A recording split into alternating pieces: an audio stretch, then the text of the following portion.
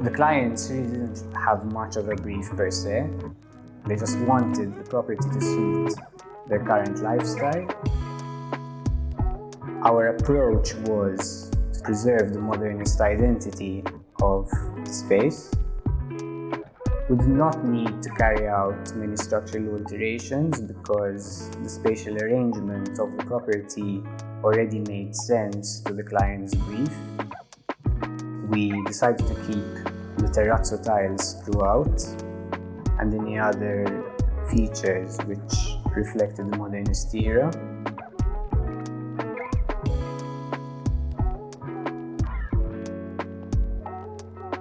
When we originally found the property, the marble cladding and the staircase was in quite a dilapidated state, so it needed to be removed.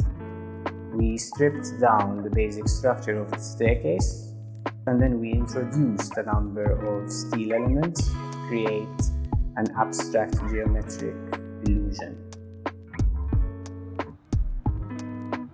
Since natural light was quite a sensitive issue with this property, what we did in this case is we designed a bespoke door with timber slats.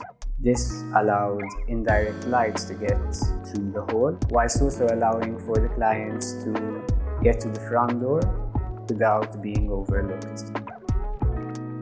Another interesting space is the powder room.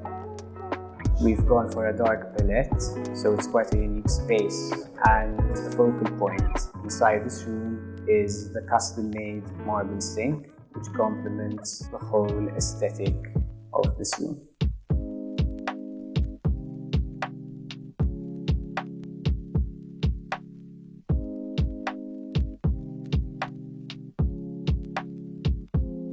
With most of the properties of this era, it's quite standard to change the apertures, but in this case we decided that we would like to keep the steel apertures because of the proportions that they create and because of the slim profiles that are so typical with this type of townhouse.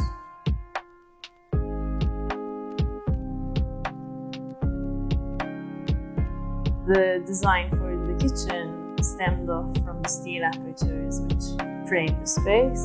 So we reflected the proportions of the steel apertures onto the proportions of the cupboards. We took the material palette through by introducing a sideboard composed of triangular pieces of wood attached to the doors. These triangular elements are two-sided, so it's part walnut, part black.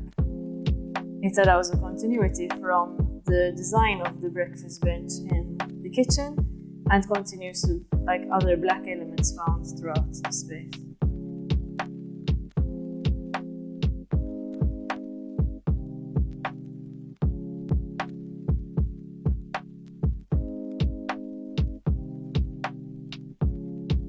The back garden was originally built on 2 levels, and we wanted to allow for one continuous level throughout.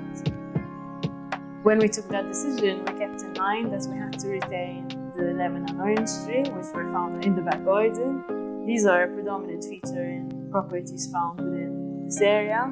The contractor who built these properties insisted on having a lemon tree and an orange tree in each back garden, and in fact the taste is quite particular. You know an orange is from here.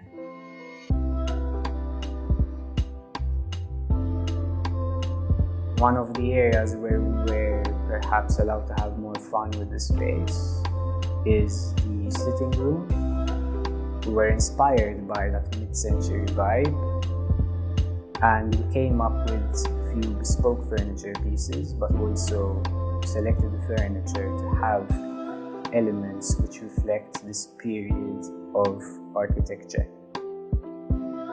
So obviously one of the focal points of this sitting room is the bespoke Whisky engine cabinet. The concept behind it was elegance and sophistication. Each element, whether it's steel or joinery, was custom made. We have some CNC details, but also some connection details in steel, which were handmade by local blacksmiths.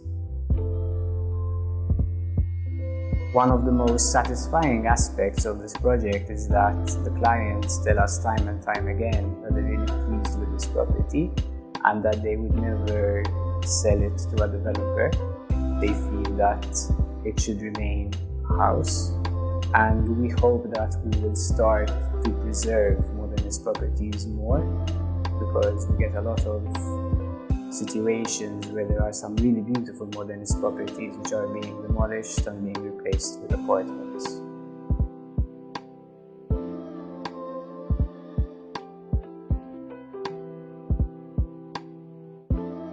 Subscribe to the Everhouse channel by clicking on the logo to receive updates on our latest episodes.